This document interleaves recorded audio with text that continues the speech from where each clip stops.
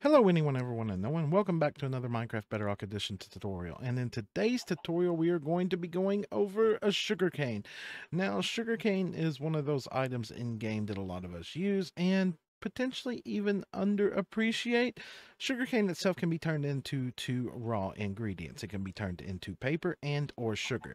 Now, sugar itself can be used for making a cake, turned into fermented spider eyes, and be used in a brewing stand, and also used to make pumpkin pies, which, let's just admit it, pumpkin pies are an amazing food. Also, sugarcane can be turned into paper, and that paper itself can be turned into books and or maps and firework rockets. And between you, me, and everyone else out here, probably the number one reason you're here for Sugarcane Farm is for firework rockets, because we all love to fly in this game. It's made this game so much easier. That being said, we're going to go over a few different ways you can make a sugarcane farm today, and let's get into it, shall we? One of the easiest ways to farm a sugarcane is with a nano farm per se. Now, of course, a sugarcane must be grown around water, if you did not know. And as an interesting side effect, a sugarcane can be bone milled. That is something that our counterpart on Java cannot do. So we're going to take advantage of that today, and we're going to make a nano farm.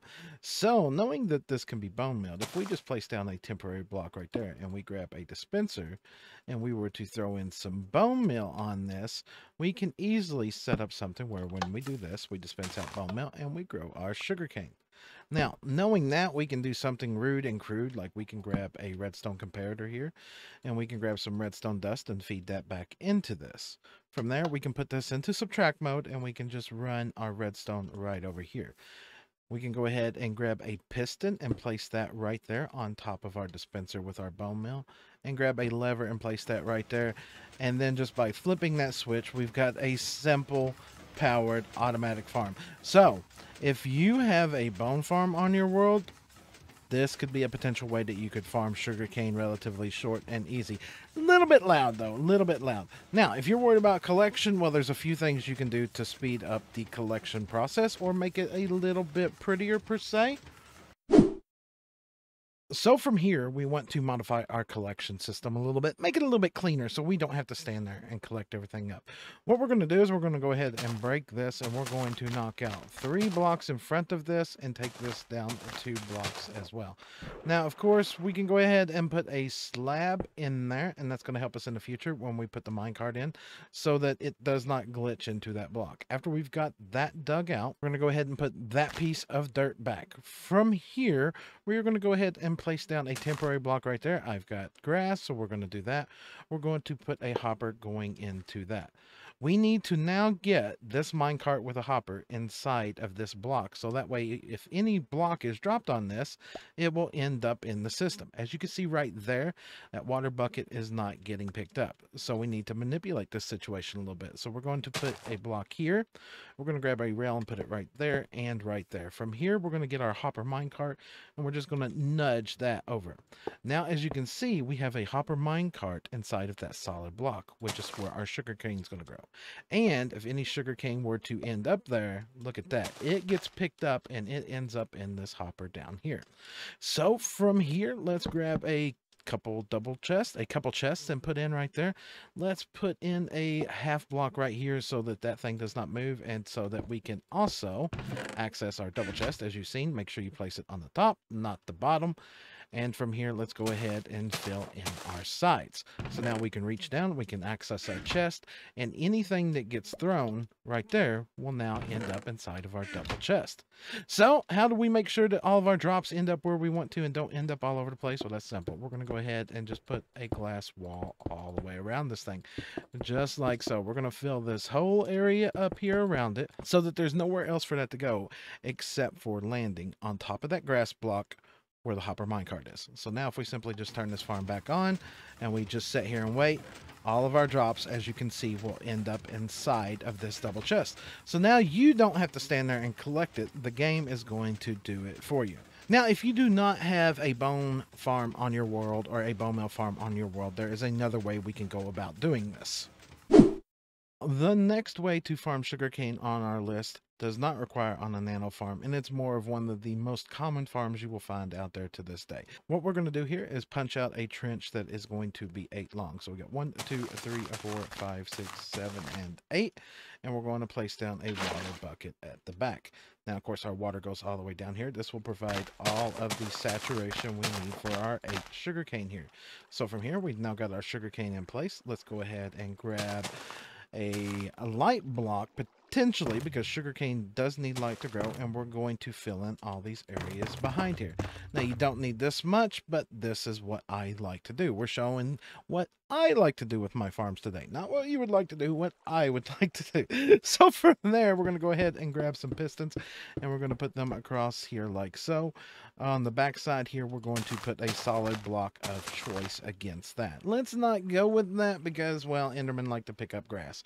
So what we're going to grab is we're going to grab a piece of oak here. It doesn't have to be oak, it's just what I'm using. And from there, we've now got the solid blocks here. Now from there, we're going to grab an observer, and we're going to place observers all the way across the front here, and then we're going to grab some redstone dust and place it all the way across here like so.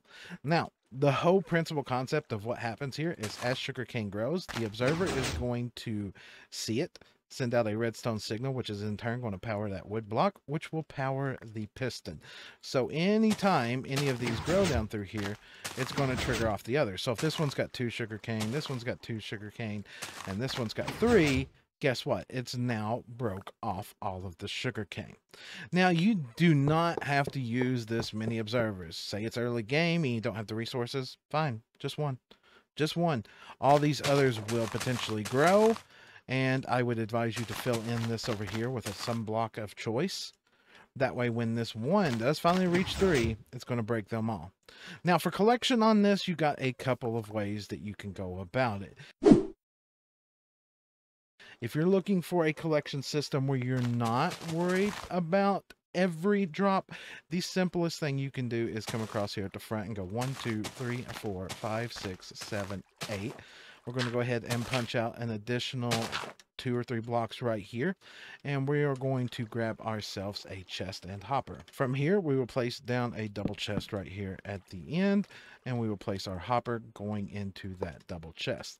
If we grab our bucket of water and throw that down there, as you can see, the sugarcane ended up inside the hopper and once again ends up inside the chest. Now, I would want to stress that you would want to enclose all of this in so that you're going to limit sugarcane from being thrown all the way out, all the way across the world. Now, as I said, this system here is not lossless.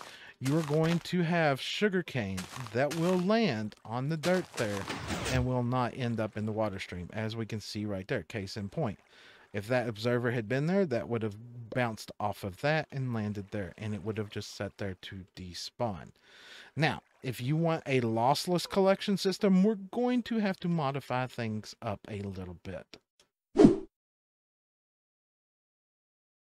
So we've knocked out all of our previous collection systems, so now we want to go with a collection system that is more lossless. Well, what we are going to do is we are going to dig down underneath of our sugarcane here. We're going to take out this layer of blocks right here and the layer of blocks underneath of that as well. And we're going to take that out all the way over to 2 blocks. Now, well, let's make it, go ahead and make it 3 blocks past the end. And of course, potentially, you know, knock all these out so you have an area to work with yourself.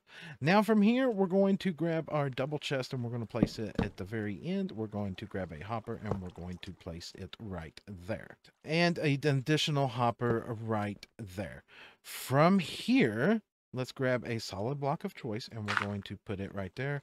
Let's also knock out that block right back there and put some redstone in right there. I'm going to put a block of redstone because that's the easiest way that I like to power rails. So from here, let's go ahead and grab some solid blocks of choice and let's put solid blocks all the way across here to the very end. Let's also grab another powered rail, place that right there, and I'm going to once again put a redstone block back there, and let's put the powered rail back now that we just broke. There's an order of which you build this farm. Usually you would build the collection system before you would do this. I'm just saying, people. So from here, let's just add some simple rails going all the way across here like so. Let's add on our minecart and send it bouncing back and forth.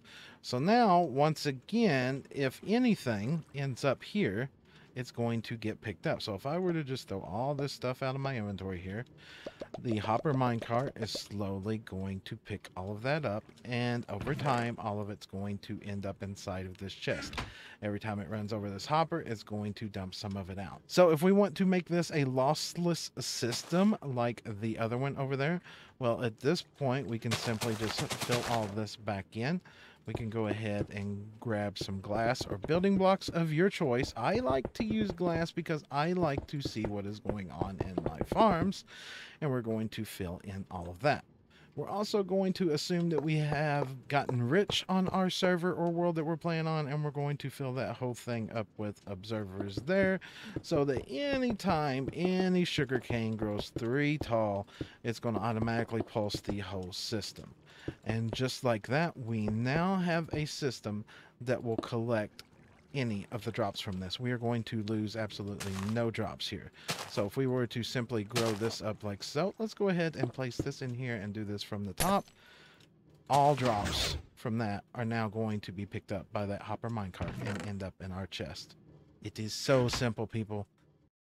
And that right there, people, is the basics on how to make a basic sugarcane farm. We have the classic piston wall version, and we have the version that is used with a nano farm, which is a feature that Bedrock Edition can do and Java Edition cannot. So if you have an unlimited supply of bones and or bone meal in your world, I would highly recommend a nano farm, as they are quite nice farms to have. But that right there is going to cover the basics on the sugarcane farm. If you've enjoyed today's video and or learned something new, make sure to drop a like down below. If you'd like to see more, please consider subscribing. But on that note, that's where we're going to call it, and I will catch all of you all in the next one. Goodbye, everybody.